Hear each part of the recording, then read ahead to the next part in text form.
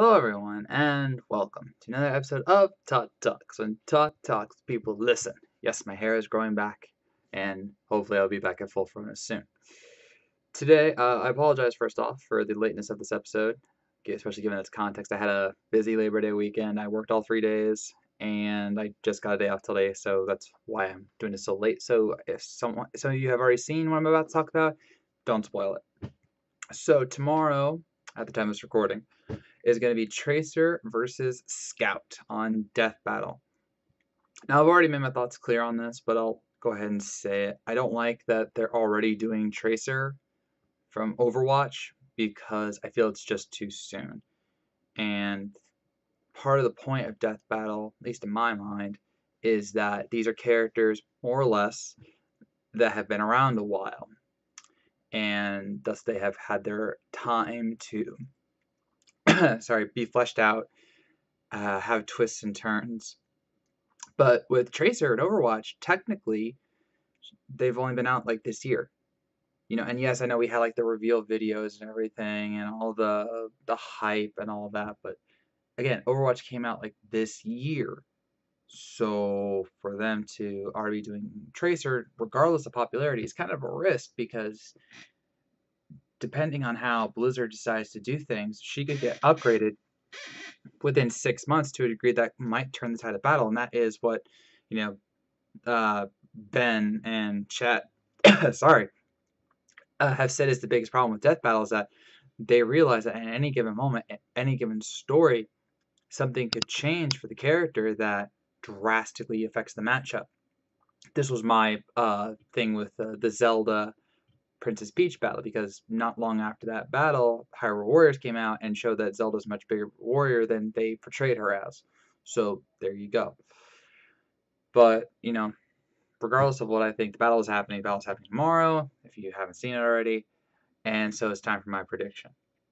Now, much like recent death battles, man, I am so sorry. Much like recent death battles, I've had to do a little research, especially since I didn't want another Cammy Sonya Blade event happening where I just didn't know enough. So I went to the official pages for both Tracer and Scout from Team Fortress 2, and I looked and read as much as I could to see what I believe would be the key factors in this battle. And what I saw surprised me, because when people think of Tracer, they think that she is this speedy time traveler, and her abilities just make her pretty much epic. And so when they heard Scout was coming, some thought that this was total mismatch because Tracer would win. Upon reading her page, it's not the case. This is very much a case of, for lack of a better term, natural speed versus technological speed. Allow me to explain. Tracer is a time traveler, but it's because of technology, and she is in fact rooted in time because of the chest piece she wears, not unlike Iron Man. And so everything she does is because of that technology, whereas Scout is a natural runner. He's the literal runt of the litter, and he evolved himself to be the fastest guy because he needed to be, or otherwise he wouldn't stand out. And yeah, he can give punches with the best of them, but his facet is his speed, which is purely natural. In fact, it is stated as 133% more than regular people, which is significant when you think about it. The other big thing, though, and I think this is going to be the real key here, Tracer technically has only, depending on how you define them, 3 to 4 weapons. She has her pulse pistols, which are rapid fire. They can do a decent amount of damage, but they fire multiple times, so the damage adds up really quickly. And they do damage, and then they have like a certain drop off rate.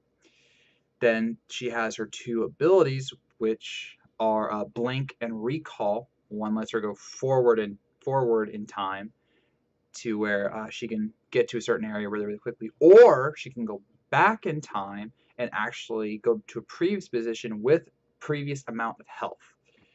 Now, why does this matter? That's all she does. I mean, seriously. Her weapons do not upgrade. Her abilities do not go beyond that. They all have set recharges, set amounts that they can be used. Recall can only be once before a 12-second charge, so it's not like she can keep going blink, blink, or recall, recall, recall, recall, recall, and then she's back at full health. It doesn't work like that. And blink can only go 3 times in a certain amount of time before having to recharge. So again, it's technological and it has limits. But with Scout, because it's Team Fortress, he has many tiers of weapons that he can use and many items that he can use that Tracer cannot. Again, based on what the Team Fortress wiki has told me. Mainly, he's got 3 weapons. Okay, he's got his bat, he's got his scatter shot, and he's got his pistol. The scatter shot is close range and can be very lethal in point blank scenarios. He's got the pistol, which is more of a long range weapon, and he's got his bat, which acts both as a long range and a short range weapon. In fact, one of his upgrades, which they have already stated in Death Battle, the preview for Scout, he can launch a baseball via one of his upgraded bats and actually stun the enemy for 1 to 8 seconds depending on the range. So he's actually pretty good at dishing damage out everywhere, where Tracer, she may not. Also, he has special items like the Whack-A-Cola, which makes him completely, I think it was Whack-A-Cola, something like whack something, and it makes him immune to damage for like 15 seconds, I think, 8 to 15 seconds, I think, and he can't attack, but he can't get hurt. And then he's got another one where it actually increases his speed even faster and gives him better critical hit ratios, so that he has the potential of doing more damage than his scatter shots. Again, can be lethal up close. And another key contrast here is that Tracer is built to be hit and run, and so is Scout. But Scout, one of his basic strategies is get up close to kill you with the scatter shot. Tracer doesn't do that. Now, yes, you might be saying, wait a minute, she has that bomb of hers. And yes, she does. She does have I think it was a pulse device or something like that. And I'm sorry, I had to try to memorize a lot of names before doing this video. She has an ultimate bomb that can do an incredible amount of damage. The problem is this. It's like a sticky bomb. So it sticks to the first thing she gets a hold of, the bomb gets a hold of. So if it's Scout, yeah, it could potentially kill him depending on where you are in the battle and how much the bomb actually does. But if it doesn't, the bomb will just stick to the first solid surface it finds, and then that bomb can essentially just be used to hit whoever's in the area, including Tracer. It specifically stated that bomb will hurt Tracer. So in potential, and this could be how this battle ends, I don't know, she could place the bomb, Scout dodges it because of his enhanced speed or his super speed. The bomb goes off. They start dancing around the bomb. Scout gets out of there first before Tracer. It hurts her, and then scattershot, bang. I don't know. So it really is a question of not just abilities, but arsenal. And while I would give the abilities to Tracer because of her technological speed and that rewind ability, recall ability that actually lets her regain health. The moment Scout sees that the first time, he's not going to fall for it again. And when you go back in time and you go to that right position, as long as he pays attention, which you could argue he may not, but if he pays attention, he can just wait for her, damage her enough, wait for her to do the recall, and then shoot her. That's the whole point. That's the one problem with Tracer, is that Tracer is meant for hit and runs. Scout is similar, but he's also built to take it up close and dish it out up close. Now, who do I think is going? I'm going to go with Scout, and this has nothing to do with the videos or how I think that basically every preview video since Bowser has been a winner, outside of the Red versus Blue and Sonya Cammy matches. But I just think that though on the surface Tracer has a slight advantage abilities-wise. I just think that Scout has the more natural abilities, and his weaponry is just very much superior to Tracer's in virtually every way. If nothing else, he has the better weaponry. And if they say he doesn't, I will be very, very surprised based on what I read on the official wiki for Scout. So I just think that what'll happen is that, they'll be it'll be a race. It'll be, it'll be Quicksilver Flash 2, but with weapons.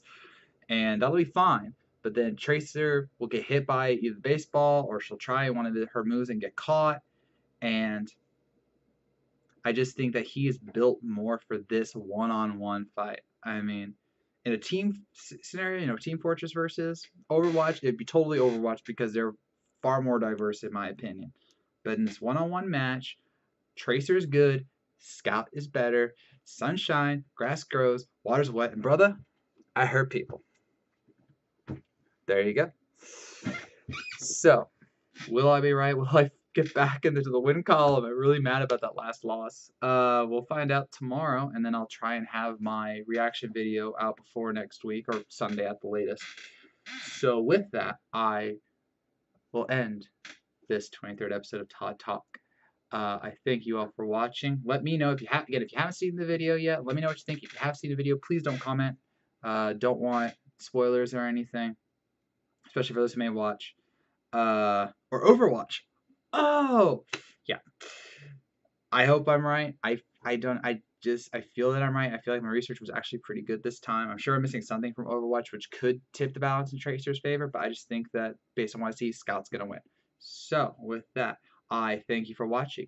If you made it this far, I know you were listening, and I will see you around.